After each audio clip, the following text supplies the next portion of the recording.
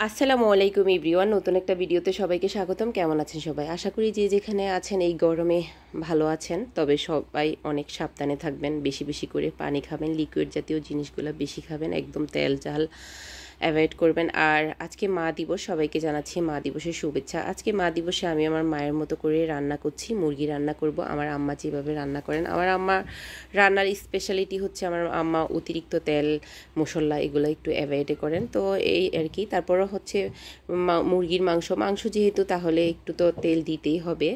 আর এই গরমে আসলে তেল মুক্ত খাবার খাওয়াটাই উত্তম। প্রথমে দেখতেই পেরেছেন গরম মশলা দিয়েছি, পেঁয়াজ কুচি, তারপরে কাঁচামরিচ দিয়েছি, তারপরে হচ্ছে আদা রসুন দিয়ে দিচ্ছি। এখানে এই গরমের মধ্যে লাল মরিচটা আসলে একটু কম খেলেই ভালো হয়। তারপরও হালকা একটু দিয়েছি, একটা সুন্দর কালার আসবে, যেহেতু মুরগি কালার না হলে তো ভালো লাগবে না। তারপর দিয়ে দিলাম হলুদ গুঁড়া, তারপর দিয়ে দিচ্ছি জিরা গুঁড়া। এই তো এগুলা একটু নেড়ে ছেড়ে নিচ্ছি। তো ধনিয়া গুঁড়া দিয়ে দিচ্ছি। আপনারা তো ভালো করেই জানেন, আগে গ্রামের মধ্যে ধনিয়া হতো, তো তারা ওইগুলার গুঁড়া সব তরকারিতে ব্যবহার করতো। এই তো কষানোর জন্য পানি দিয়ে ভালো করে কষিয়ে নিয়ে এবার মুরগির মাংস দিয়ে দিচ্ছি। আজকের মুরগিটা ছিল যেটাকে আমরা পাকিস্তানি মুরগি বলে থাকি, বা সোনালি মুরগি রান্না করতেছি। তো দেশি মুরগি হলে বেশি ভালো হতো। তারপরেই তো লবণ দিয়ে দিচ্ছি। লবণটা পরে দিয়েছি, একটা সুন্দর কালার আসে নাকি অনেকে বলে, লবণটা একটু পরে দেওয়ার জন্য। তারপরে হচ্ছে টমেটো দিয়ে দিচ্ছি।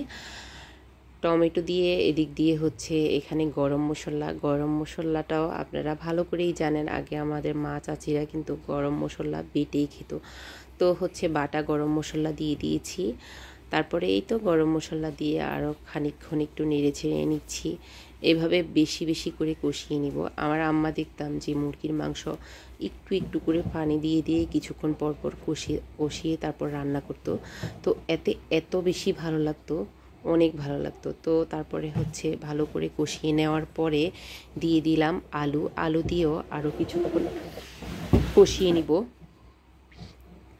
তারপর হচ্ছে এই তো উপর দিয়ে একটু গোলমরিচ গুঁড়া দিয়ে দিচ্ছি। গোলমরিচ গুঁড়া দিয়ে কিছুক্ষণ নেড়ে ছেড়ে নিব। আসলে এই তীব্র গরমে চুলার কাছে গিয়ে রান্না করাটা অনেক কষ্টদায়ক।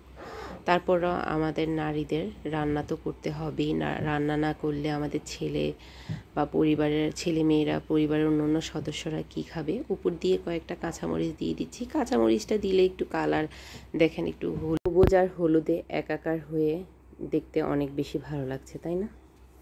তো একটু ভালো লাগছে, আর ভালো লাগলেও ইয়াম্মি লাগে।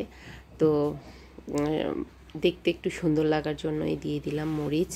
তো আমার ভিডিওটা কেমন লেগেছে অবশ্যই কমেন্ট করে জানাবেন। আজকের মতো আল্লাহ হাফেজ, সবাইকে ভালো থাকবেন সবাই।